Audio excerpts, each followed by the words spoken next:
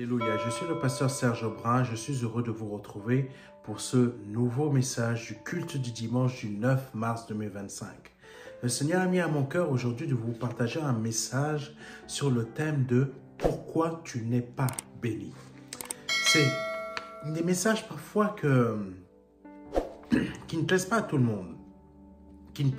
monde, mais le Saint-Esprit m'a emmené à vous partager ce message. Et le verset de référence va être Baruch et Baruch chapitre 2 et plusieurs versets de ce chapitre. Nous allons commencer par Baruch chapitre 2 verset 20 à verset 24. Vous allez être surpris par la version de ce que je vais vous partager. C'est la version la version français courant.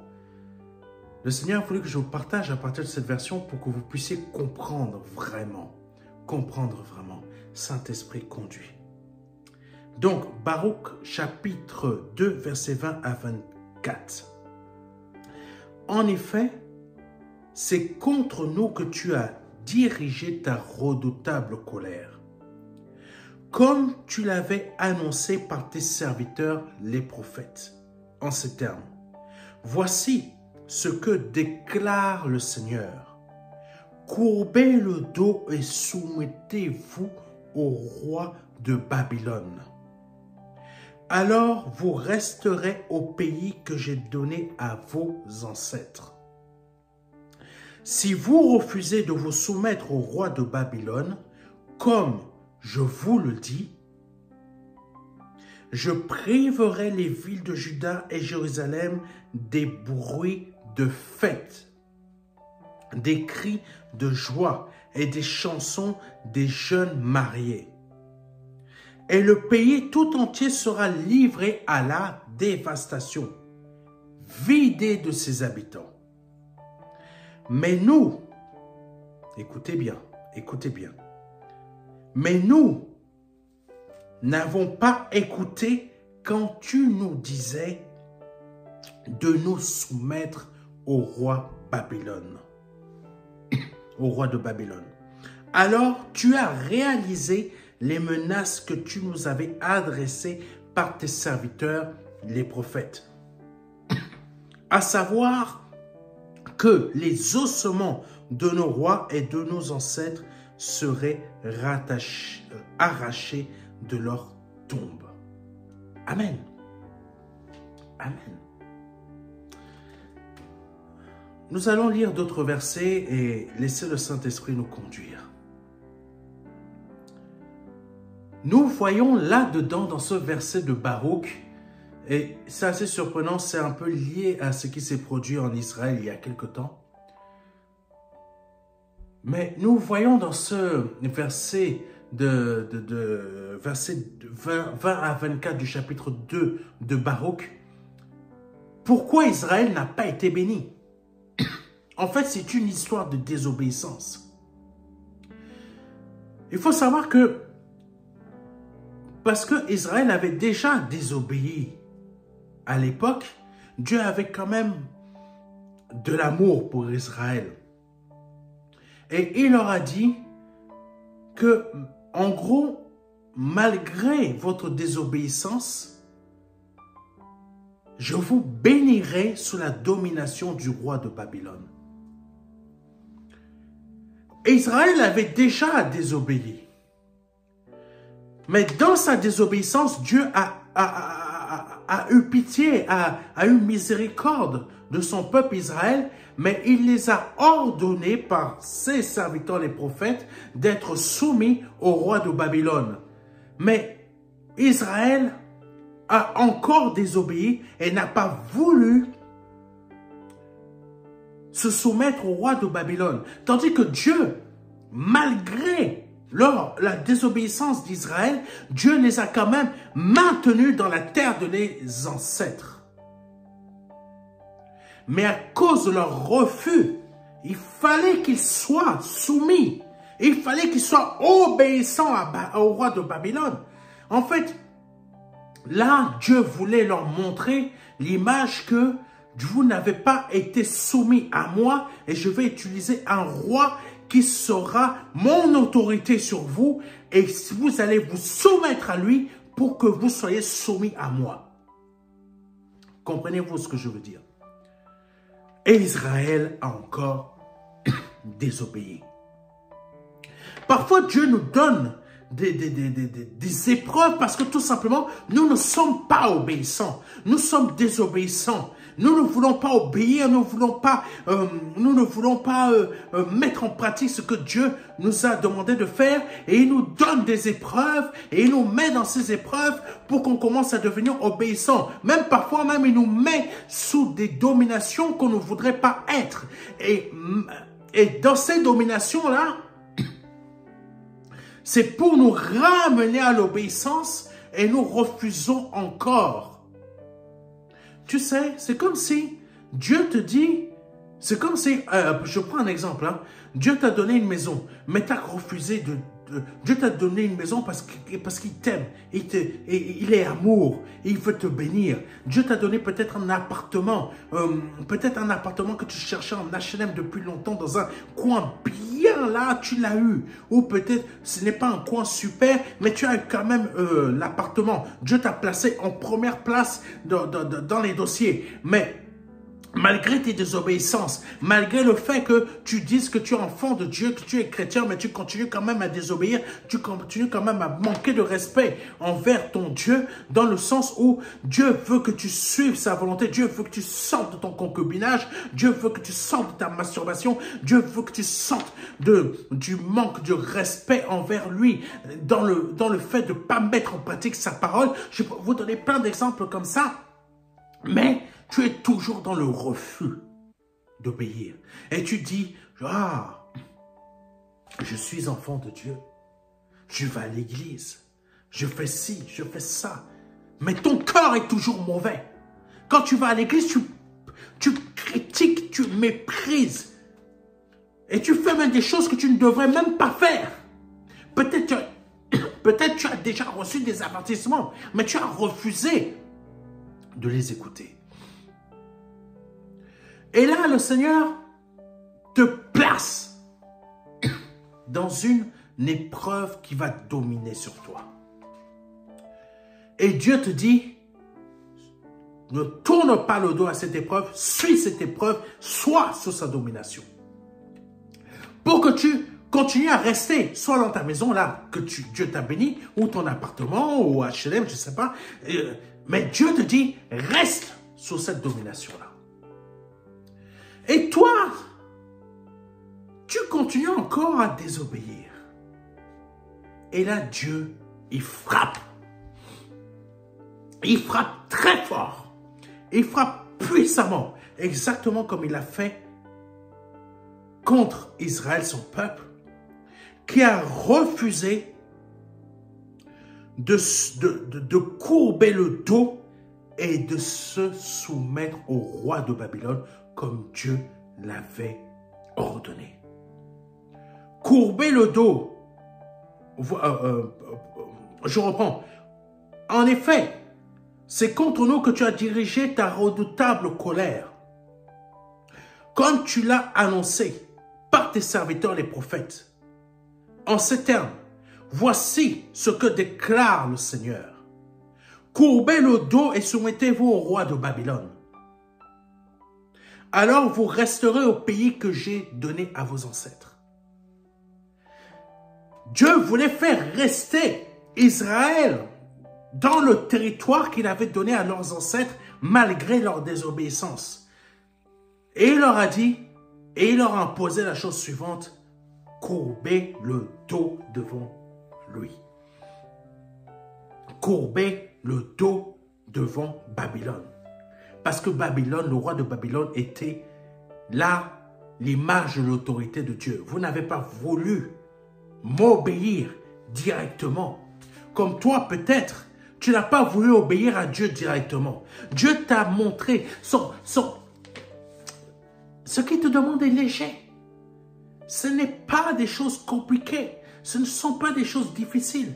Mais parce que tu es d'une nature rebelle, même malgré le fait que tu t'es donné au Seigneur Jésus-Christ, tu as refusé d'obéir à ton Père Céleste, à ton Seigneur. Mais il t'a quand même maintenu là où tu es. Et pour que tu restes là où tu es, il a mis un dominateur sur ta tête. Et malgré le fait que il te garde dans cette position dans laquelle tu es, pour que tu ne perdes pas tes biens, pour que tu ne perdes pas ta vie, pour que tu ne perdes pas ta situation, tu as encore désobéi à ce dominateur que Dieu a placé au-dessus de ta tête. Pour quelle raison? Pour quelle raison? Désobéissance, orgueil. Tu ne veux pas obéir. Tu ne veux pas te soumettre. Tu avais Dieu en direct et tu as refusé de t'y soumettre. Parce que tu veux avancer à ta manière, à ta face, à ton image, à tes visions. Tu sais, parfois même des hommes de Dieu ou des enfants de Dieu, Dieu leur donne une prophétie, Dieu leur dit, voici, je t'ai donné ci, je t'ai donné ça, mais toi tu t'empresses de mettre les choses en place pour obtenir la chose encore plus vite que prévu. Mais Dieu a son temps. Et dans son temps, il te demande d'obéir. Parfois, on ne veut pas rester sous la domination de quelqu'un ou, par exemple, sous la domination de quelqu'un parce que Dieu a placé cette domination au-dessus de nous et on ne veut pas y rester parce que tout simplement, ça ne nous plaît pas. La manière que cette personne fonctionne ne nous plaît pas. Dieu nous a parlé là, whoop, je fonce, j'obéis. Non, tu désobéis parce que ce n'est pas encore le temps. Et quand tu es dans ce type d'action, de réaction, Dieu, qu'est-ce qu'il fait? Écoutons. Écoutons.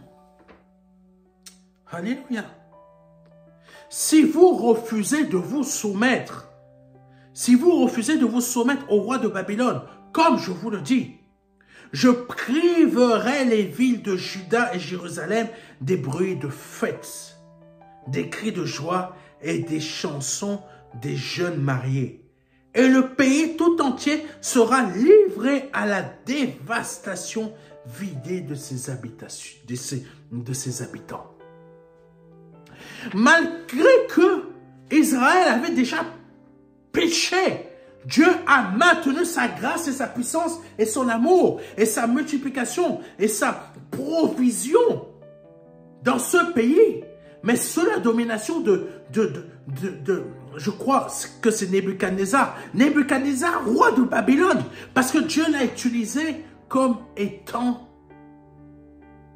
l'autorité que Israël n'a pas voulu suivre. Et comme ils ont encore une énième fois méprisé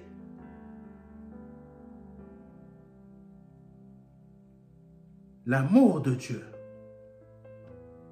sa volonté pour les faire réussir, sa volonté, ce qu'il avait prévu pour eux, malgré cette domination, Dieu leur donnait la prospérité, Dieu leur donnait la multiplication, Dieu leur donnait la joie, Dieu leur donnait la grandeur. Ça, c'est pas la première fois que Dieu les met sous une domination.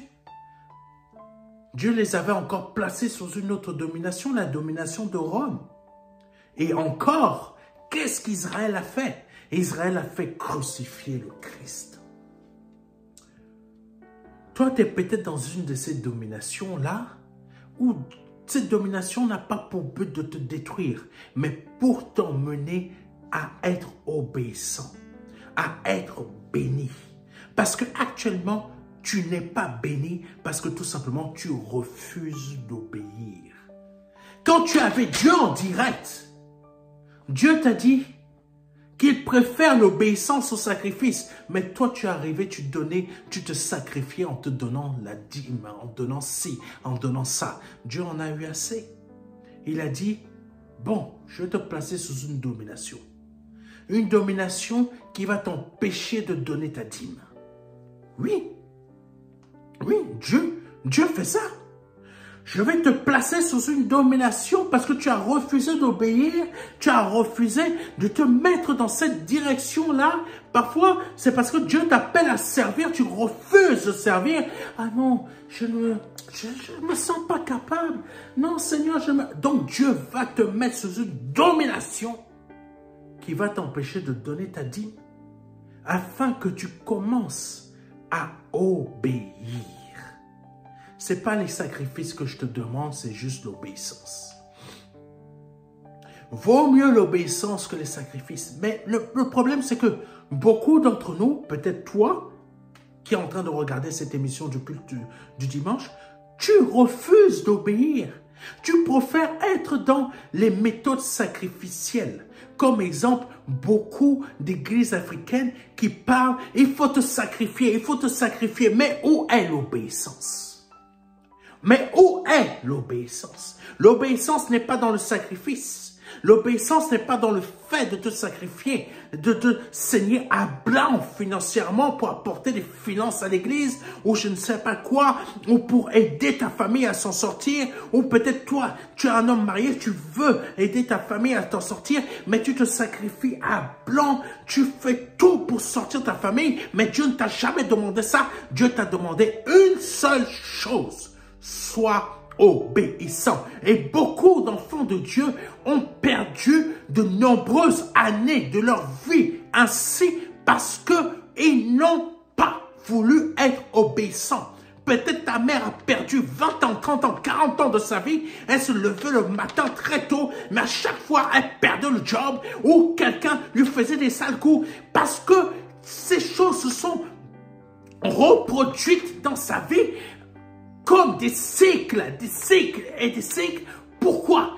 Pour la simple raison que ton parent n'a pas été obéissant.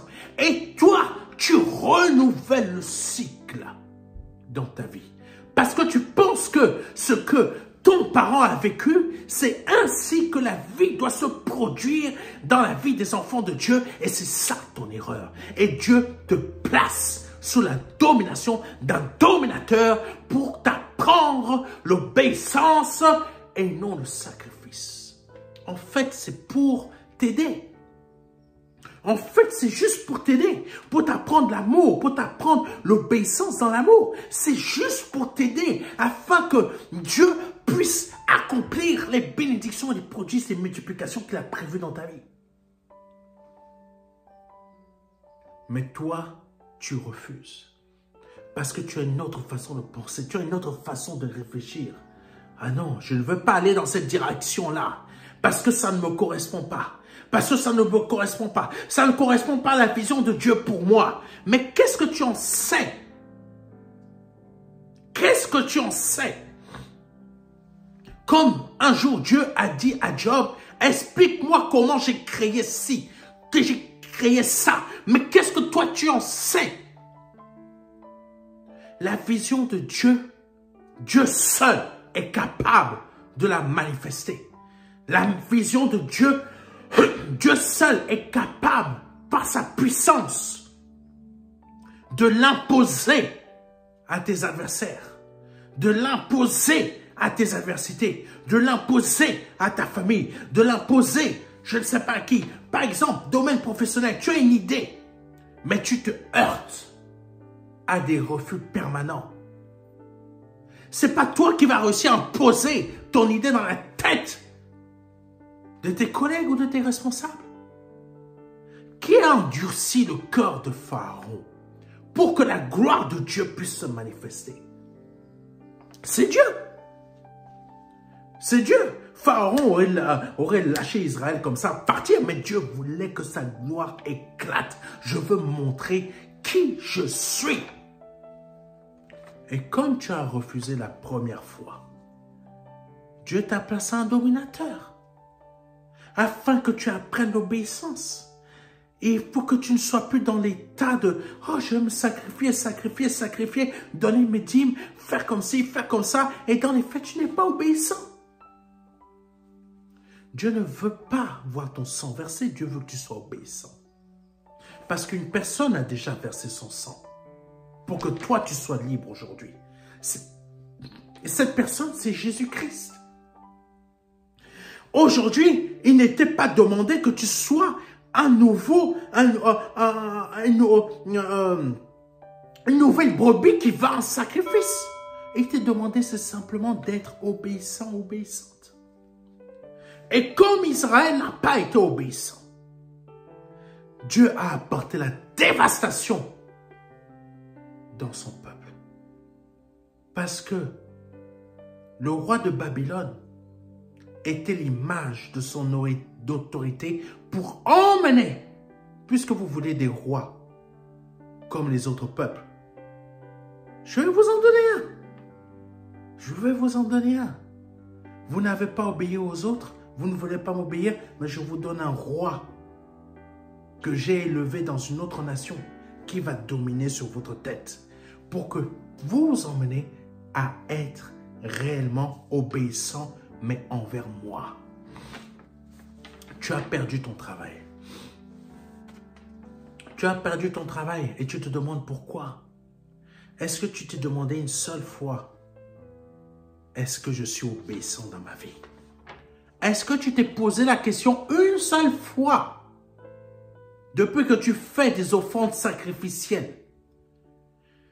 À gauche, à droite, à gauche, le pasteur te dit, fais une offrande sacrificielle pour que tu sois béni. Et tu n'es jamais béni. Est-ce que tu t'es posé la question une seule fois, est-ce que je suis obéissant ou obéissante? Je connais de nombreuses personnes, jusqu'à aujourd'hui, malgré les dîmes, les offrandes sacrificielles à gauche ou à droite, elles se sont saignées même. Premier salaire donné à l'église, pas béni, travail perdu. Certains même, l'épouse est partie. D'autres même, fausse couche où l'enfant est mort. D'autres même, la sœur est morte. 2 mois après, le frère il meurt. 2 mois après, le cousin. 2 mois, etc., etc. Pourquoi? Parce que Dieu a placé, pas forcément un dominateur physique, mais un dominateur spirituel pour t'apprendre quoi? L'obéissance.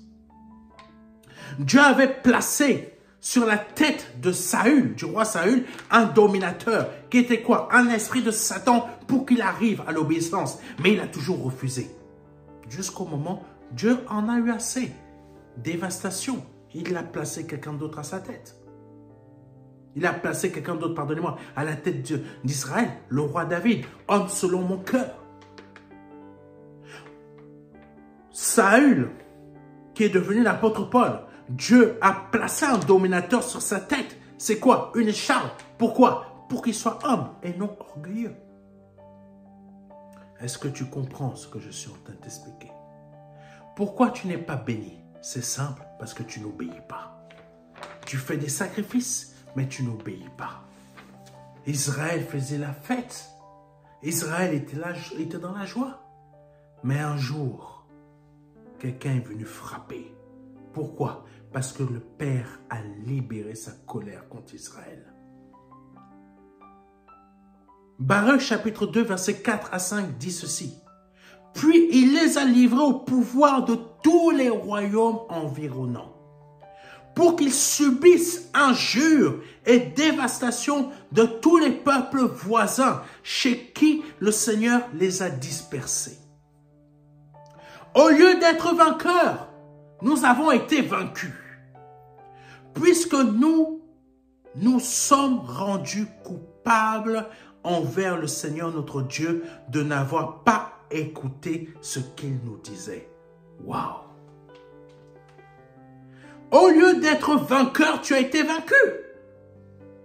Au lieu d'être dans une hauteur spirituelle, une hauteur sociale, une hauteur financière, une hauteur je ne sais pas quoi, par rapport à ta vie spirituelle, tu as été vaincu au lieu d'être vainqueur. Pour la simple raison que tu n'as pas écouté. Israël a été vaincu au lieu d'être vainqueur. Ils n'ont ils ont connu pendant des années glorieuses, des victoires, parce qu'ils avaient à leur tête un roi qui était obéissant. Et eux, ils avaient un cœur qui était obéissant. Et Dieu était en train de les bénir. Quand, au-dessus d'une nation, à la tête d'une nation, il y a un homme ou une femme qui est obéissante à Dieu, cette personne va emmener le peuple à être obéissant. Et Dieu va bénir la nation. Quand dans ton cœur, tu n'es pas obéissant, Dieu ne bénira pas les fruits. Les fruits de tes œuvres. Dieu ne bénira pas les fruits de tes œuvres. Ça sera plutôt une malédiction qui viendra. Le Seigneur les a livrés au pouvoir de tous les royaumes pour qu'ils subissent injures et dévastation de tous les peuples voisins chez qui le Seigneur les a dispersés. Toi, tu dois subir la même chose. Tu dois subir injures. Tu vas là, injure, on te méprise. Tu vas là-bas, on te méprise. Tu vas ici, on te méprise, on t'abaisse. Tu veux parler, mais ta voix n'est pas portée parce qu'on te méprise. Et tellement qu'on te méprise, même ta voix, tu n'arrives même plus à la sortir. Tu n'as même plus de force pour te battre. Tu n'as même plus de courage pour essayer de te libérer de ces chaînes-là. Parce que le Seigneur t'a livré entre les mains de tes adversaires, de tes ennemis, parce que jusqu'à aujourd'hui, tu ne veux pas écouter. Au lieu d'être vainqueurs, nous avons été vaincus. Au lieu d'être vainqueurs, nous avons été vaincus.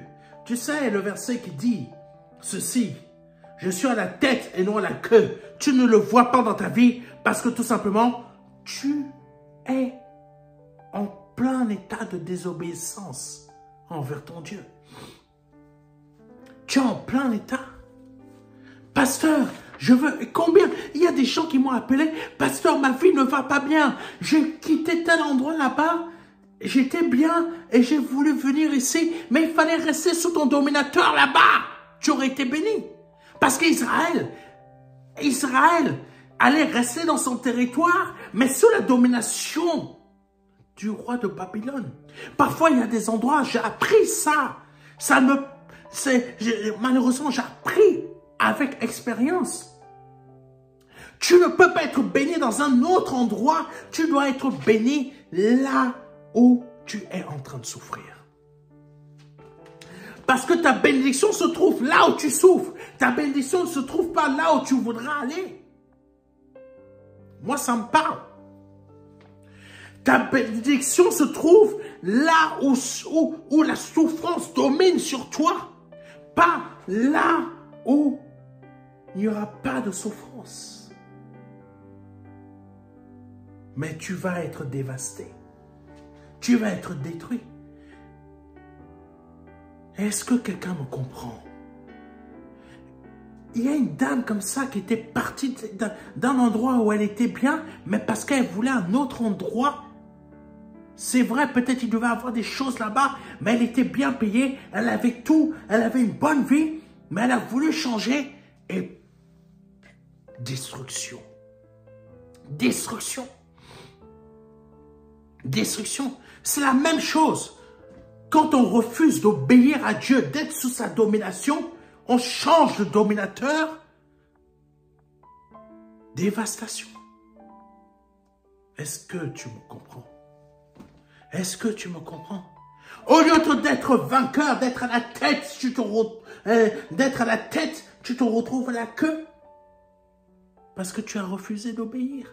Tu as refusé d'être obéissant.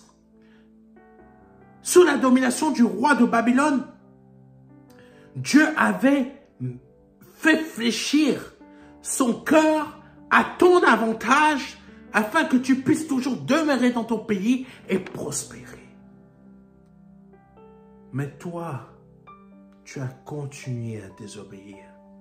tu as continué à désobéir. Et là, aujourd'hui, tu te poses la question, mais pourquoi je ne suis pas béni? Pourquoi je ne suis pas béni? Pourquoi ma vie n'avance pas? Pourquoi j'ai telle souffrance dans ma vie? Mais si tu avais laissé Dieu te bénir dans cette souffrance, j'ai telle difficulté dans ma vie, mais tu es quand même béni.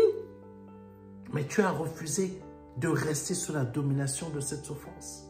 Parce que tu te dis, non, c'est pas possible. Dieu n'est pas ainsi.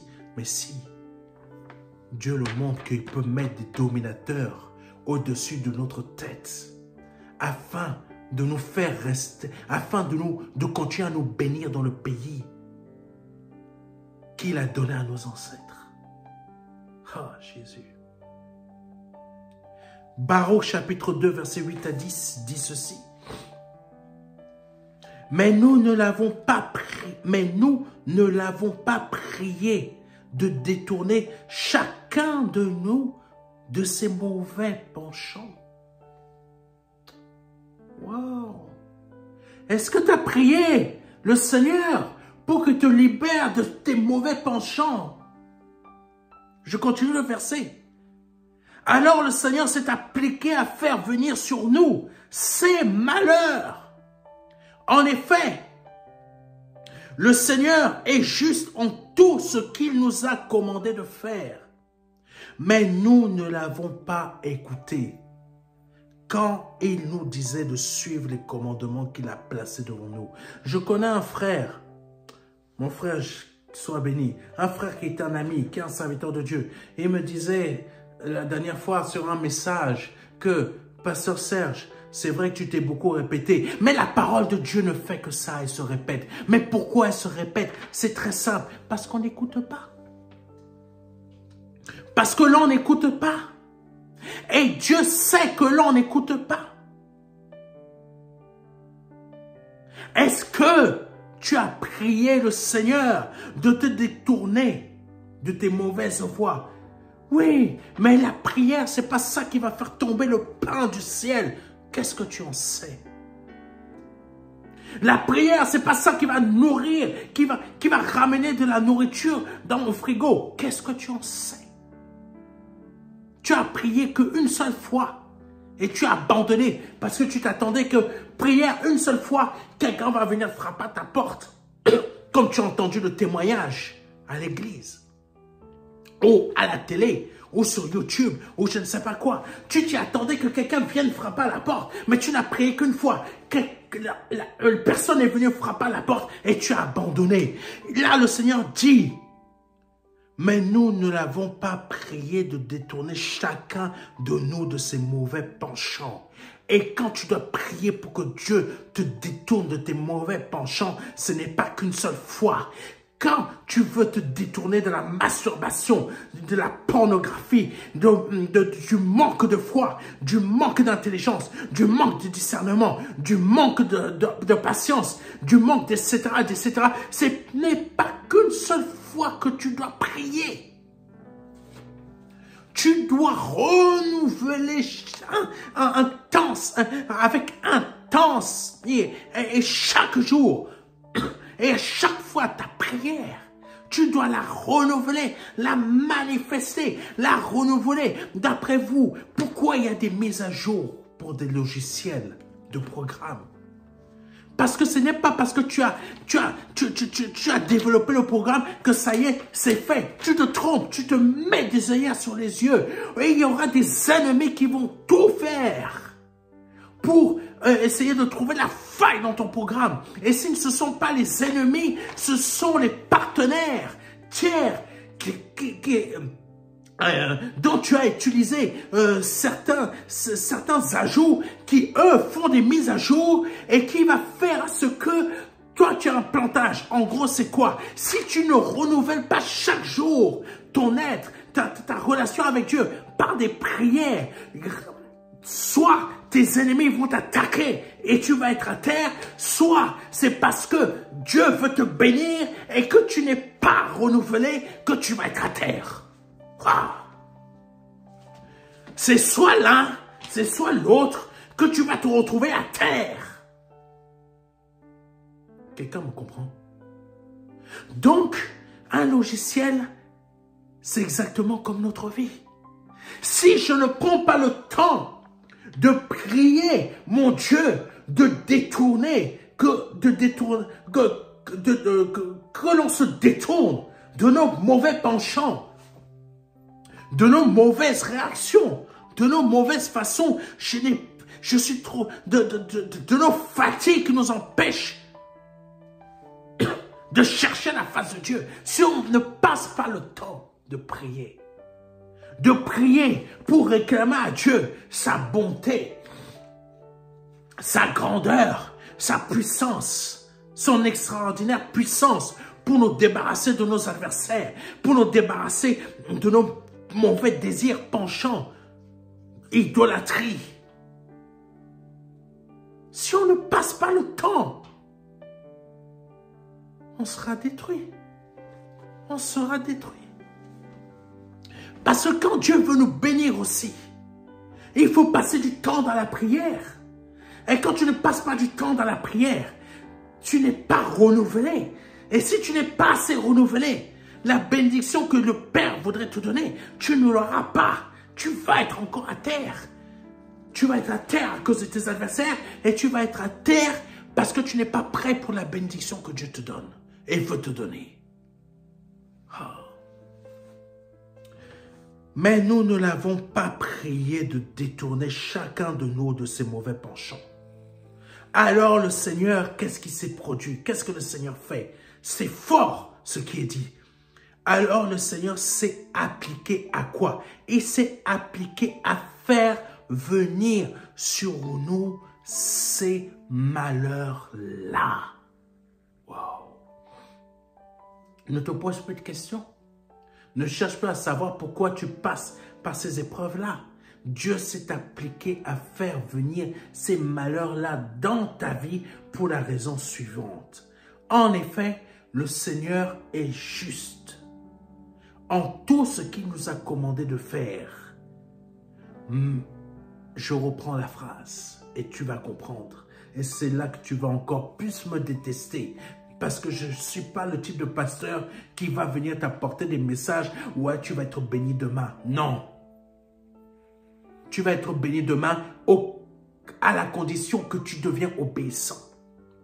Alors, oh Jésus, en effet, le Seigneur est juste en tout ce qu'il t'a demandé de faire. Mais tu ne l'as pas écouté. Quand il te disait de suivre les commandements qu'il a placés devant toi. Oh Jésus. Et c'est parce que tu n'as pas suivi les commandements qu'il a placés devant toi qu'il s'est appliqué à faire venir sur toi tous ces malheurs par lesquels tu es en train de passer. Oh, voilà pourquoi tu n'es pas béni.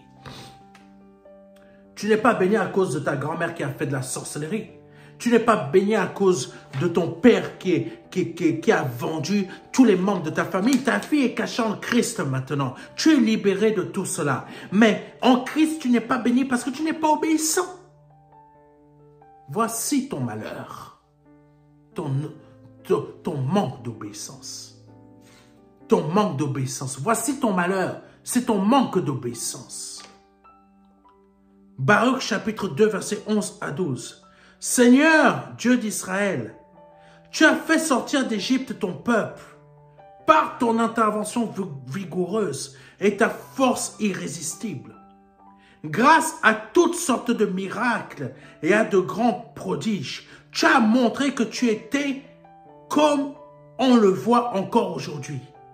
Et maintenant, nous reconnaissons que nous avons été coupables et rebelles, que nous avons désobéi à tous tes commandements. Wow. C'est une autre étape de la vie d'Israël. Parce qu'ils se sont rendus compte qu'ils ont été coupables et rebelles et désobéissants au commandement de l'Éternel, c'est là que le Seigneur à manifester avec force et fracas sa puissance par grâce, par toutes sortes de miracles et de grands prodiges. Tu peux voir la main du Seigneur dans ta vie de cette manière-là quand tu auras reconnu comme le peuple d'Israël que tu as été coupable et rebelle parce que tu as désobéi à ses commandements. Amen. C'est à ce moment-là que tu vas voir l'Éternel agir avec une intervention vigoureuse et irrésistible parce que sa force va agir en ta faveur pour te libérer de ce dominateur qu'il a placé sur ta vie.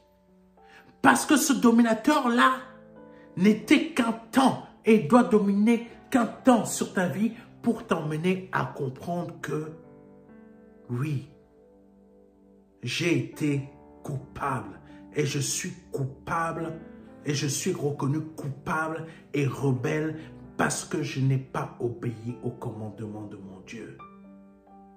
C'est à cause de cela que tu n'es pas béni. Ce n'est pas à cause de ton père ou de la sorcellerie d'avant ou des problèmes financiers à gauche, à droite ou parce que ta société, parce que la société, ton patron a coulé. Non, c'est parce que tu es désobéissant. Tu es coupable de cela. Mais Dieu fait toujours grâce. C'est pour cela que quand tu vas reconnaître et être conscient que tu es coupable de cela, Dieu va faire la même chose qui est dite là-dedans dans Baruch chapitre 2 verset 11 à 12. Seigneur Dieu d'Israël, tu as fait sortir d'Égypte ton peuple par ton intervention vigoureuse et ta force irrésistible, grâce à toutes sortes de miracles et à de grands prodiges. Tu as montré que tu as montré qui tu étais. Dieu va montrer qui il est dans ta vie quand tu auras pris conscience que tu es réellement coupable de ton manque d'obéissance, Je ne sais pas dans quelle situation tu te trouves. Je ne sais pas dans quel état tu te trouves. Je ne sais pas si tu es capable de te débrouiller seul ou tu as besoin que quelqu'un vienne t'aider. Je ne sais pas, vraiment je ne connais pas ta vie, mais je peux te dire une chose. Quand tu auras reconnu que tu es coupable de ton manque d'obéissance, c'est là que tu prendras conscience que voilà pourquoi je ne suis pas béni. Et c'est là que le Père, au travers de Jésus-Christ, va agir par la puissance de son Esprit Saint pour te délivrer de là où tu es. C'était le pasteur Serge Brun. Que Dieu te bénisse abondamment et puissamment au travers de ce message afin que tu puisses écouter et comprendre ce qu'il vient de te dire au travers de moi aujourd'hui. Permets-moi de prier pour toi quelques secondes afin que vraiment tu puisses arriver à cette conscience dont on vient de parler afin que l'Éternel manifeste sa puissance dans ta vie et te libère de ce dominateur qu'il a placé au-dessus de ta tête. Oh Jésus. Oh rabara shikarabara solo yasunto. Yebaba shikarabarando. Yedara shikarabara sonto. Yeshikaria sonto. Seigneur, je te prie à cet instant, Seigneur de l'univers, Dieu de Serge. Je te prie afin que par le nom puissant de Jésus-Christ, la personne qui va suivre cette vidéo, je ne sais pas quand, ni à quel moment, et qui a pris conscience qu'elle est coupable et rebelle parce qu'elle a été désobéissante envers tes commandements. Je te prie envers cette personne qui a pris conscience de cela, que tu manifestes à nouveau, Papa, ta puissance, ton onction, ta capacité à la sortir de son Égypte à cet instant. Par le nom puissant de Jésus-Christ de Nazareth, je te prie qu'à cet instant, tu lui montres et tu lui démontres ta puissance extraordinaire et vigoureuse qui va la sortir de là où elle est, de son état, peu importe son état, de là où elle est et de sa situation. Par le nom puissant de Jésus-Christ de Nazareth. Amen.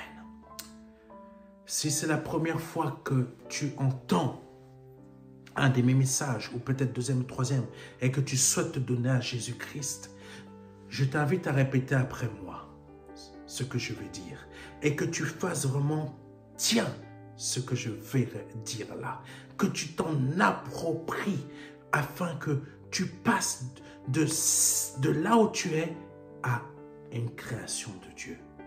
Seigneur, je te prie, Seigneur, je te demande pardon pour mes péchés. Pardon pour mes offenses. Pardon pour ce que j'ai pu dire ou pu faire qui n'a pas été à ta gloire. Je me repens. Je te demande pardon. Je reconnais que je suis coupable de mes erreurs. Que je suis rebelle. Même si je n'ai pas voulu le reconnaître pendant des années. Je reconnais que je suis coupable et rebelle. Et que j'ai été dans la désobéissance la plus profonde du péché. Aujourd'hui, je m'en repens et je confesse mes offenses devant toi. Je te demande pardon. Je reconnais que tu es Dieu et que toi, Seigneur Jésus-Christ, tu es Dieu, tu es le Fils du Dieu vivant, que tu sors du Père et que le Père t'a envoyé sur cette terre et t'a formé un corps humain comme le mien, afin que tu meurs à la croix pour moi et que tu verses ton sang à la croix pour moi. Afin que par ton sang, je sois libéré de mes chaînes, de mes liens familiaux, libéré de mes péchés et ce qui dominait sur moi et dont j'étais dépendant. Au nom puissant de Jésus-Christ. Amen. Si vous venez de répéter cela avec foi et avec vérité et sincérité, vous venez de passer de la mort à la vie. Je vous invite à nous envoyer un mail à contact@ministère-de-la-réconciliation.fr afin que l'on puisse vous envoyer par mail le livret Les 4 marches ou tout simplement par voie postale la version physique, peu importe votre pays. Que Dieu vous bénisse. C'était le pasteur Serge Brun et à dimanche prochain. Amen.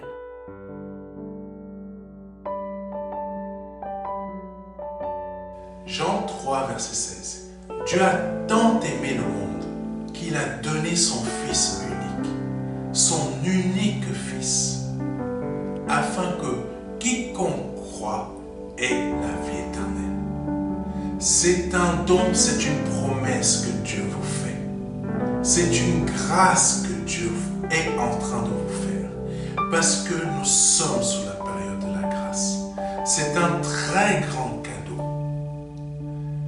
La vie éternelle par le Seigneur Jésus-Christ. Aujourd'hui, vous avez la possibilité de passer par la porte étroite, parce que le royaume des cieux vient frapper à votre porte.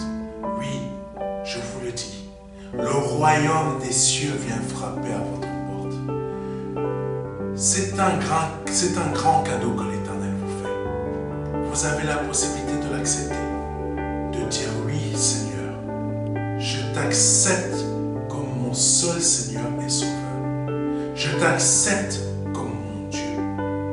J'accepte de t'ouvrir la porte de mon cœur afin que tu rentres dans ma vie et afin que je me libère de mes péchés et que je les confesse devant toi et que je me répands de ma vie passée, de ces offenses, de toutes ces choses que je confesse devant ta face aujourd'hui. Je reconnais qu'il faut que je passe par cette porte étroite. Cette porte étroite dont le nom est Jésus. J'accepte de te donner ma vie aujourd'hui. Le Seigneur vous appelle à le faire aujourd'hui, afin que vous puissiez passer de la mort à la vie. Parce qu'aujourd'hui est peut-être votre dernier les jours, vous ne le savez pas. Peut-être aujourd'hui, c'est le jour où le Seigneur vous appelle à vous donner à lui, à donner votre vie au seul Dieu, au seul et unique Dieu, le Dieu vivant et vrai.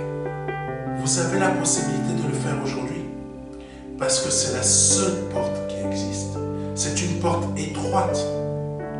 C'est une porte qu'il faut emprunter pour pouvoir accéder au salut. Vous avez la possibilité aujourd'hui de l'emprunter en nous contactant à contact@ministère-de-la-réconciliation.fr. Vous avez la possibilité aujourd'hui de recevoir un livret numérique de notre part qui va vous aider dans cette démarche afin que vous puissiez accéder à la vie éternelle. Ne tardez pas, parce que vous ne le savez